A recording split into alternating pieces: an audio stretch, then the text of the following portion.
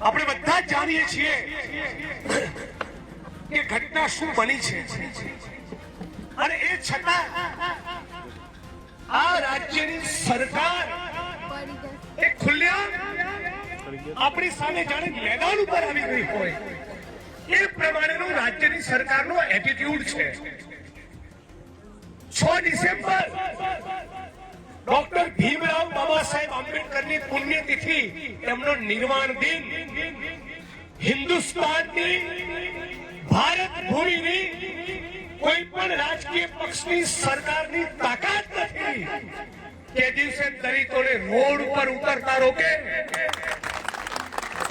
અને જો મહીસાગરની અંદર 6 તારીખની આપણી રેલીમાં પોલીસે, પ્રશાસને, ભાજપે કોઈ પણ નાટક કર્યું તો જિગ્નેશ મેવાણીની ચેલેન્જ છે, તમને છઠ્ઠીનું ધાવણ યાદ કરાવીશું।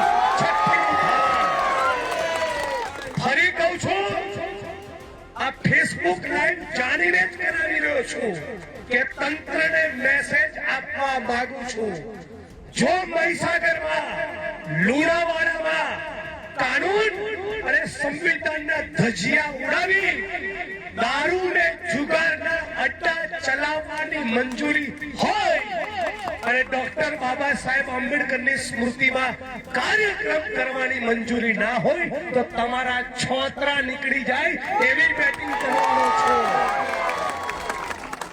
અને તમે બધા જ સંકલ્પ કરી લો, કોઈ પણ પોલીસનો માણસ આવે તેને કહી દેજો, દોસ્ત આજે અમારા રસ્તામાં ના આવતો।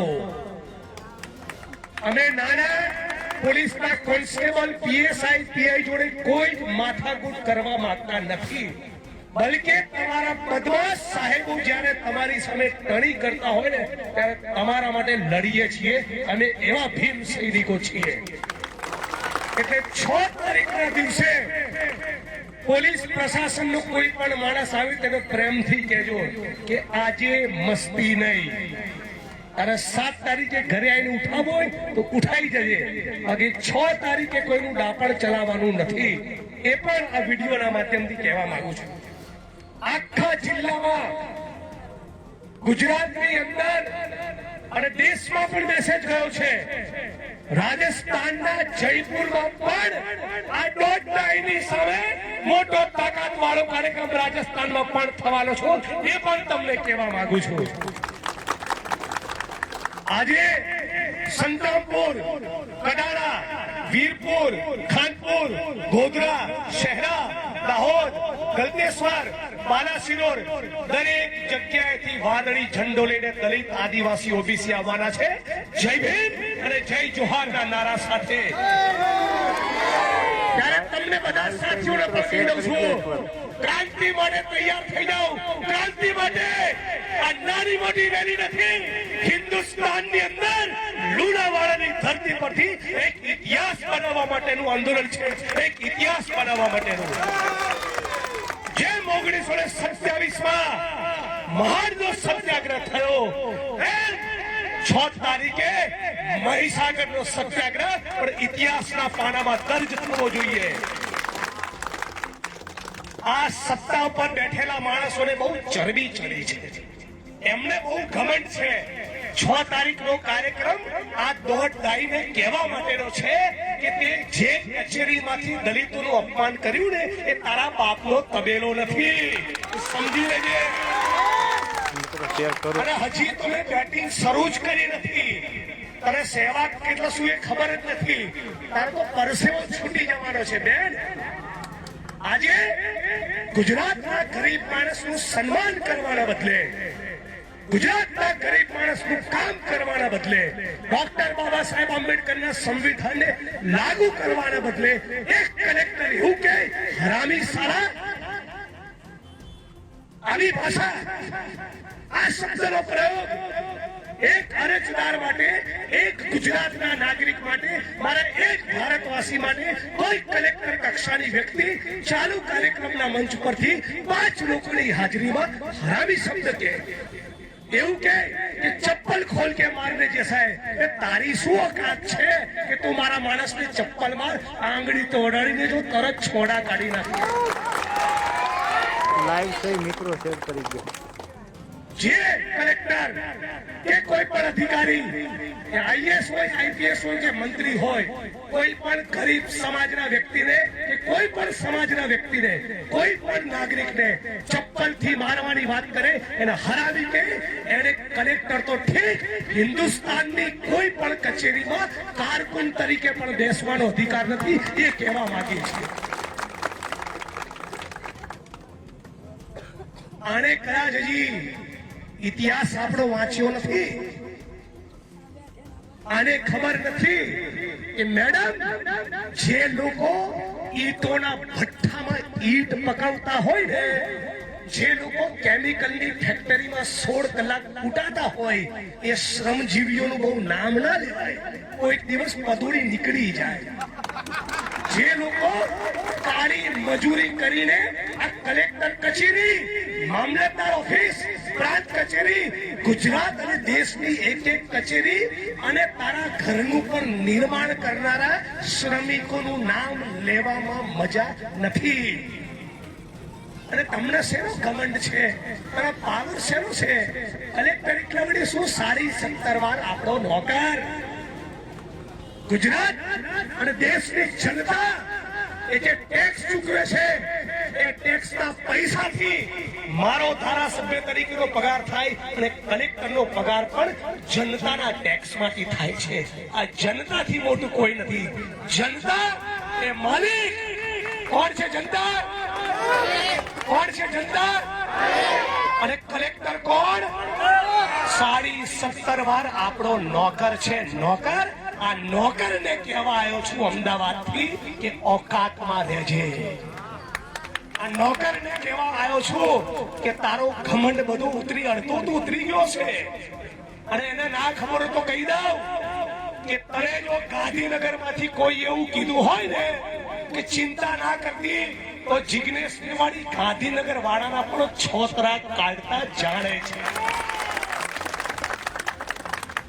આખા ગુજરાતની નજર આજે મહીસાગર ઉપર છે જે પણ મિત્રો ફેસબુક લાઈવ જોઈ રહ્યા છે બધા તાકાતથી આ લિંકને શેર કરે સમગ્ર ગુજરાતના ખૂણે ખૂણે પહોંચાડે આ જિગ્નેશ મેવાડીની લડાઈ નથી સમગ્ર ગુજરાતના બહુજનોની દલિતોની આદિવાસીઓની પીડિતોની શોષિતોની વંચિતોની લડાઈ છે આ મહેનતકશ જનતાની લડાઈ છે એ જનતાના સાથી તરીકે કહું છું કે આવો 6 તારીખે ચલો લુણાવાડા પહોંચો લુણાવાડા સોનેરાના મુકામે સવારે 11 વાગે મારી વિધાનસભાની અંદર મારા મત વિસ્તાર વડગામની ઓફિસમાંથી કોઈક માણસ ખોટું કરે હું પોલીસને બોલાવીને પકડાઈ દઉં તો મારી છબી વધારે સારી થઈ મારા મત વિસ્તારની કચેરીમાં કોઈ મારો માણસ મારા સ્ટાફનો કર્મચારી ખોટું કામ કરે અને હું જેની જો ધરપકડ કરાવું તો એનાથી રૂડું એનાથી ઉજળું એનાથી સારું શું હોય આ સરકારે આજ કરવાનું હતું આ કલેક્ટર આ બદતમીઝ કલેક્ટર આ ઘમંડી ઓરત એ ભારતીય જનતા પાર્ટીની ધારાસભ્ય નથી ભારતીય જનતા પાર્ટીની સંસદ નથી ભારતીય જનતા પાર્ટીની મંત્રી નથી તો સરકારને શું લેવા ઉપરાણું લેવાનું બંધ થયું આનું નામ મનુવાદ તમારા પક્ષની કાર્યકર્તા તો છે નહીં તમારી ધારાસભ્ય સંસદ સભ્ય મંત્રી નથી તો તમે ફિટ કરી દો ને રાખી દો જેલમાં બેસાડો દાખલો જેથી ફરી કોઈ મામલતદાર પ્રાંત અધિકારી કલેક્ટર કે એસપી ગરીબો સાથે વંચિતો સાથે આવી બદતમીઝી ના કરે એવો તમારે દાખલો બેસાડવાનો હતો એના બદલે સરકારે શું કર્યું એના બદલે સરકારે તમને મેસેજ આપ્યો હે ગુજરાતના 50 લાખ દલિતો હે ગુજરાતના 1.25 કરોડ આદિવાસીઓ હે ગુજરાતના કરોડો ઓબીસી તમને ભાજપ અને આરએસએસ મેસેજ આપ્યો કે કોઈ કલેક્ટર તમને અભદ્ર અશ્લીલ ગાળો બોલશે તો એની ધરપકડ તો નહીં કરીએ તમારી સામે 75 લાખ રૂપિયા ખર્ચી એ જ તારીખે એટલા જ વાગે ઇન્દિરા મેદાનમાં કાર્યક્રમ કરીશું જુઓ તો ખરા, સરકારે ગરીબોની પડખે રહેવાનું હતું, ગરીબોનો પક્ષ લેવાનો હતો. આની સામે ગુનો દાખલ કરીને આને જેલમાં નાખવાની હતી, જેલમાં નાખીને રિમાન્ડ માંગવાના હતા. એના બદલે શું કર્યું? 75 લાખના ખર્ચે સરકાર કાર્યક્રમ કરી રહી છે. મતલબ કે દલિતો અને આદિવાસીઓને એવું કહી રહ્યું છે કે તમને ગાળ બોલે અમને ફરક તો નથી જ પડતો, તમારી સામે મોરચો માંડીશું. ધિક્કાર છે આ સરકાર. કહેવા માંગુ છું સરકારને અને ગુજરાતના મુખ્યમંત્રી ભૂપેન્દ્ર પટેલને કે તમારી સરકારમાં પાણી હોય ને તો કોઈ મોટા ઉદ્યોગપતિને જેલમાં નાખો તો હું માનું કે તમારામાં દમ છે. આ શું દલિત અને આદિવાસીની સામે રેલી કરવા નીકળ્યા છે? આ 6 તારીખે ડોક્ટર બાબા સાહેબ આંબેડકરના નિર્વાણ દિવસ નિમિત્તે જે ઓબીસી આદિવાસી અને દલિતો રેલીમાં આવવાના, એ પોતાની કાળી મજૂરીની એક પાઈ જોડીને આવવાના. આપણી પાસે લક્ઝરીઓ નથી, મોંઘી દાટ ગાડીઓ નથી, સરકાર જેવું તંત્ર અને તામઝામ નથી, પૈસા આપીને લોકોને બોલાવવાની કેપેસિટી નથી, તો લોકો કઈ રીતે આવવાના હતા? લોકો પોતાની મહેનતનો દાડો પાડી, મજૂરીનો દિવસ પાડી, પોતાના ગજવામાં જે 25-50 રૂપિયા છે એને ધીમે ધીમે જોડીને લોકો આવવાના હતા. એ ના આવે એના માટેની કરતૂતો આ સરકાર કરી રહી છે. શરમ આવી જોઈએ. ડોક્ટર ભીમરાવ બાબા સાહેબ આંબેડકર, જેણે સંવિધાન લખ્યું, જેણે સમાનતાનો અધિકાર આપ્યો, જેણે કીધું કે સ્ત્રી પુરુષ બંનેનો પણ વોટ એક, મુકેશ અંબાણીનો પણ વોટ એક અને વાલ્મીકી સમાજના સફાઈ કામદારનો પણ વોટ એક, આ બંધારણે આપ્યું. એ બાબા સાહેબના નિર્વાણ દિવસ નિમિત્તે તમે ડોક્ટર બાબા સાહેબ આંબેડકરના બંધારણનું ઉલ્લંઘન કરી રહ્યા છો. 6 તારીખે 144 5 માણસોને 4 માણસોને ભેગા થવા પર પ્રતિબંધ. અરે કિતની ઊંચી જેલ है तेरी देखी है और देखेंगे. આસામની જેલમાં જયા તારી 144 તો કઈ ચણવી ના આવે.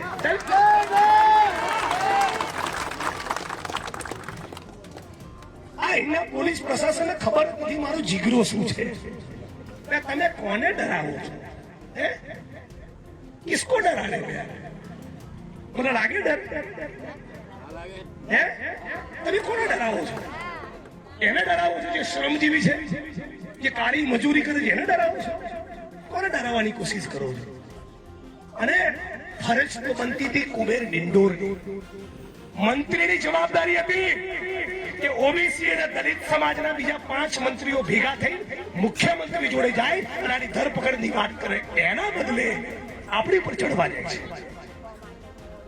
એના બદલે આપણી સામે કાર્યક્રમ કરી રહ્યો છે. તો મારી બહેનોને વાતાઓ, સંકલ્પ કરી લો કે ખાલી 6 તારીખ નહીં, જ્યાં સુધી આની સામે કાર્યવાહી ના થાય ત્યાં સુધી આ આંદોલન રોકાવાનું નથી, નથી, નથી અને નથી. હવે તૈયાર થઈ જાઓ. હું તો કાયમ તૈયાર જ હોઉં છું. સવારે ઉઠું, રાત્રે સુઈ જાઉં, ત્યાં સુધી મારું એક જ મિશન છે, પીડિતોની, વંચિતોની લડાઈ. બીજું કોઈ કામ જ નથી. તમે બધા તૈયાર થઈ જાઓ અને જેમ 1927 નો માળનો સત્યાગ્રહ ઇતિહાસમાં નોંધાયો, એમ મહીસાગરનો સત્યાગ્રહ પણ ઇતિહાસનું સુવર્ણ પાનું બનશે. ઇતિહાસ તમને બધાને સલામ કરશે. ઇતિહાસ તમને સલામ કરશે. મારી બહેનો અને માતાઓ તમને સલામ કરશે. ઇતિહાસ કે કોઈ ઘમંડી અધિકારીનું પાણી ઉતારી દીધું હતું આ મહીસાગરની જનતાએ. તમારી આ તાકાતની નોંધ લેવાશે બોટાદમાં, ભાવનગરમાં, અમરેલીમાં, જુનાગઢમાં, પોરબંદરમાં, જામનગરમાં, દ્વારકામાં, રાજસ્થાનમાં, મહારાષ્ટ્રમાં, ભારતના ગુજરાતના ખૂણે ખૂણે તમારી એકતાનો ડંકો વાગશે કે વાહ, લડવૈયા હોય તો લુણાવાડા જેવા, લડવૈયા હોય તો મહીસાગર જેવા, એવો તમારો ડંકો વાગશે. વગાડો ડંકો. કોઈનાથી ડરવાની જરૂર નથી. જીવનમાં પોલીસ અને સરકારની આંદોલનમાં જે માણસ લાઠી ના ખાય એના જીવતરનો, એના આયખાનો પણ મતલબ જ નથી. આંદોલન કરો તો કિંમત ચૂકવવી બી પડે. એની તૈયારી સાથે લડીએ છીએ. 2500 કિલોમીટર દૂર આસામની જેલમાં મને નાખ્યો. મારી માને ગમ્યો છે. મને નહીં કીધું કે રાજકારણ છોડીને બીજું કઈ કામ કરે. તમને નવાઈ લાગશે, કોઈ કોર્ટમાં ચુકાદો આવે ને મારી વિરુદ્ધ, તો પહેલો ફોન મારા પપ્પાનો આવે, જિગ્નેશ નો ટેન્શન, મારા બાપાનો. એવા છોકરા પેદા કરો, એવી દીકરીઓ પેદા કરો જે સંઘર્ષ કરતા શીખે.